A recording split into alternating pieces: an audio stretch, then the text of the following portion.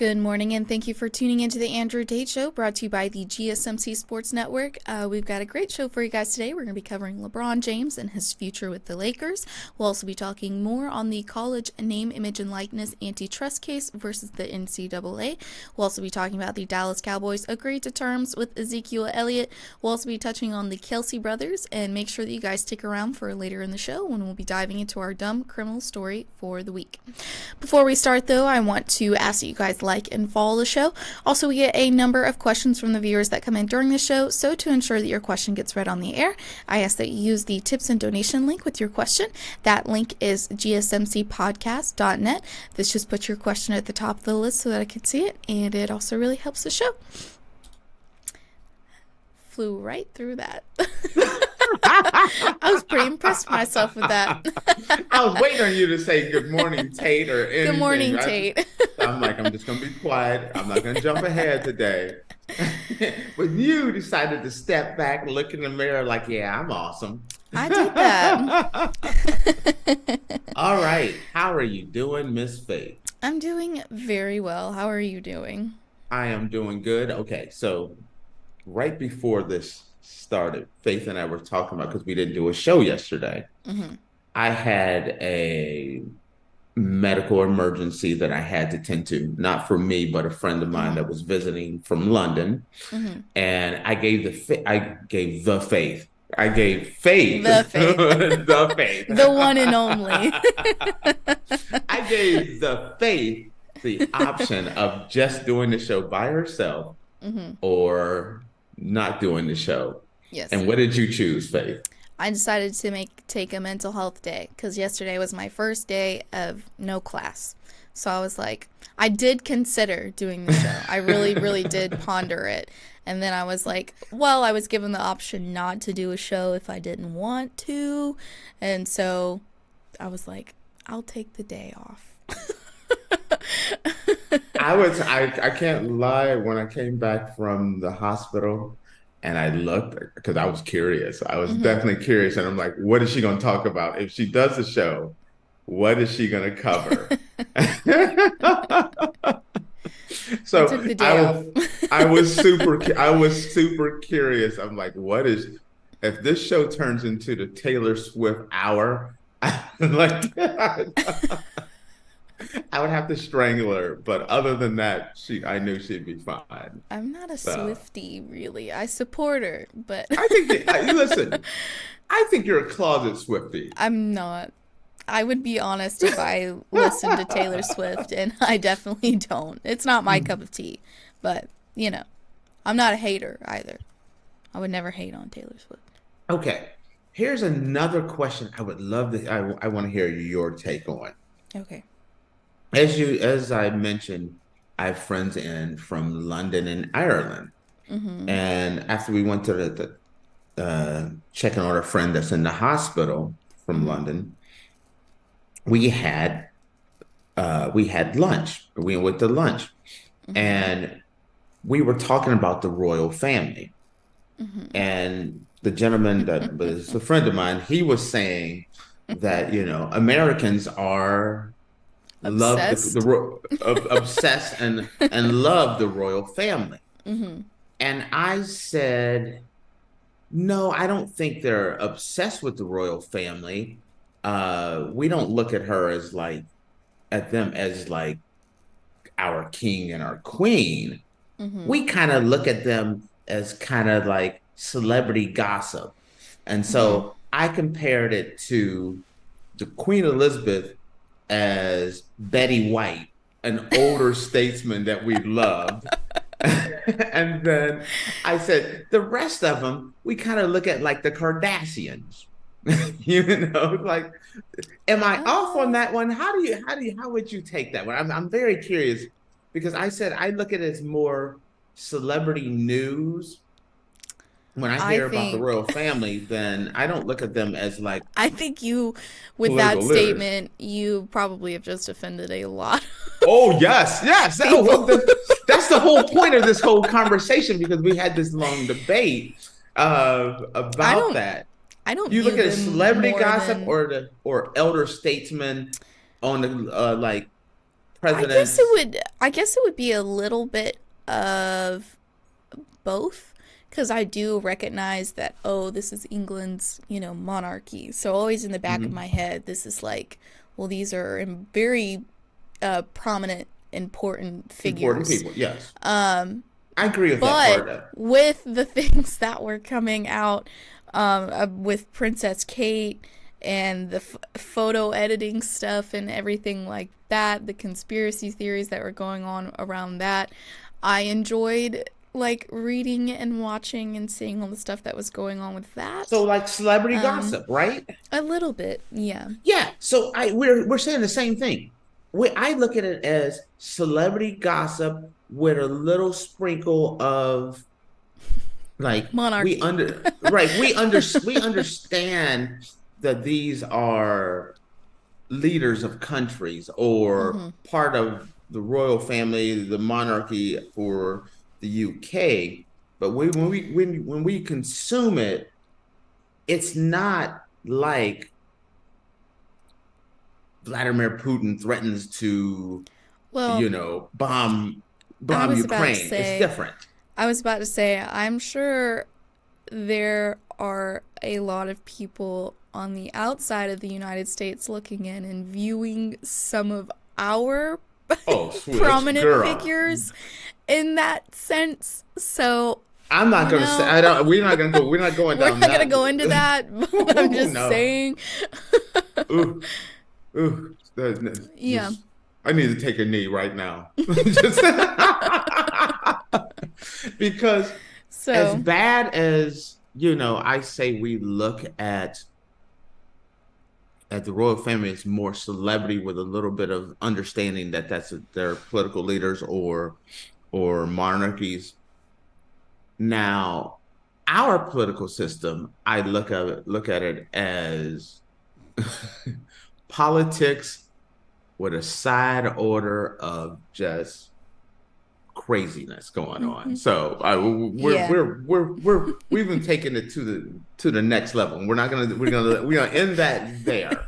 No Yeah. one's political. We're not talking any political views. Just saying how we view the monarchy. Mm-hmm. Anyway, this went down another alley that I didn't want to go to. Yeah. So how about we talk about some sports? Okay. Alrighty, so our first segment today, the story comes from CBS News. So LeBron James reiterates that his Lakers' future is undecided, quoting, "I do not know yet."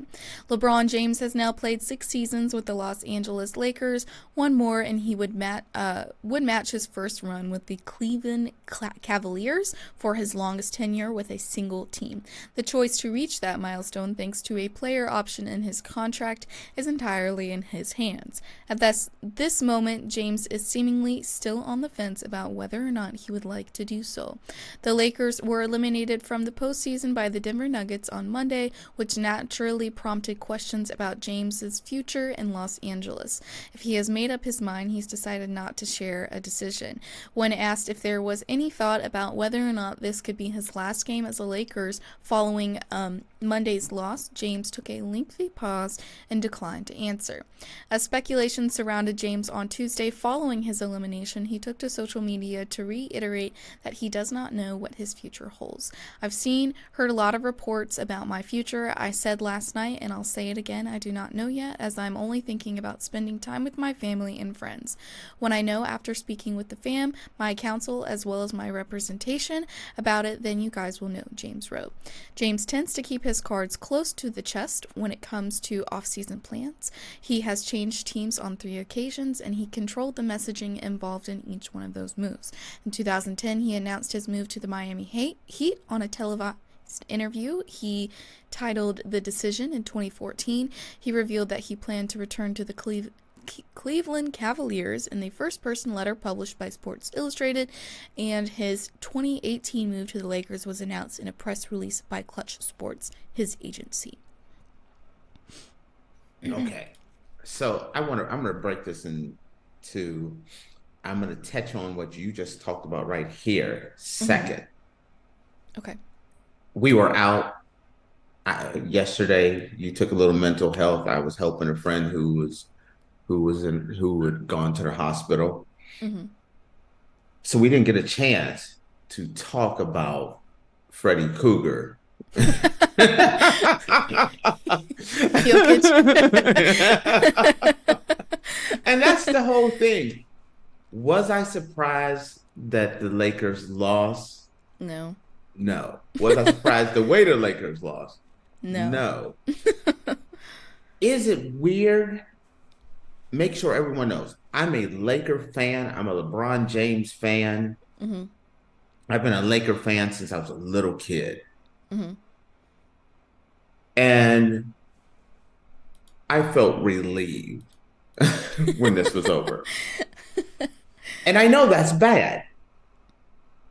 But I watched this series and Denver was clearly the better team.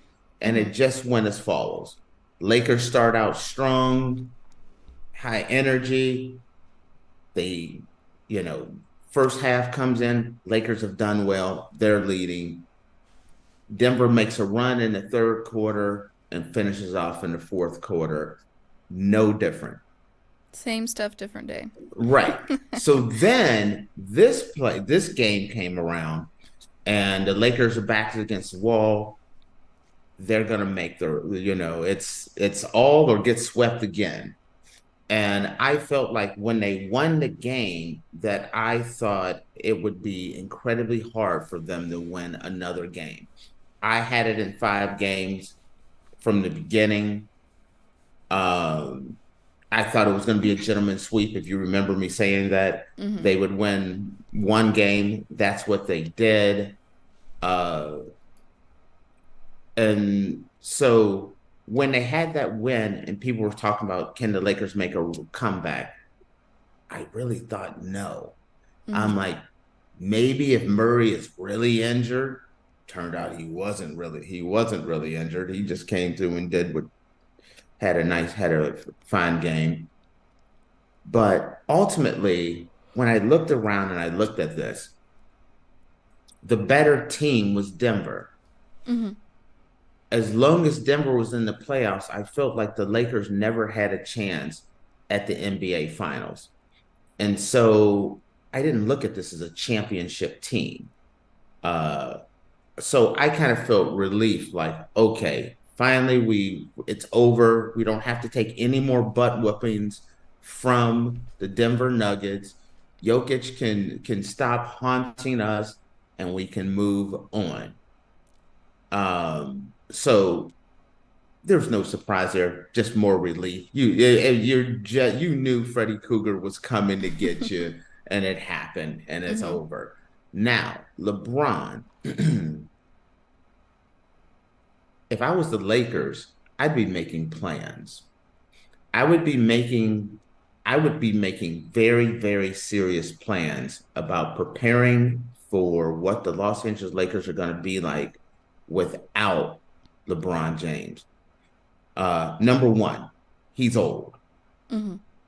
Number two is LeBron, everywhere he has gone and everywhere he has left, it has not been a good situation. And what I mean by a good situation is, like I said, I'm a LeBron supporter, not necessarily a fan, but a supporter. When LeBron left Cleveland with the decision, he blindsided the organization who thought he was coming back. Mm-hmm. And that the organization went into a tailspin, and everyone knows it's very well known. He goes to Miami, big fanfare. Everyone's excited.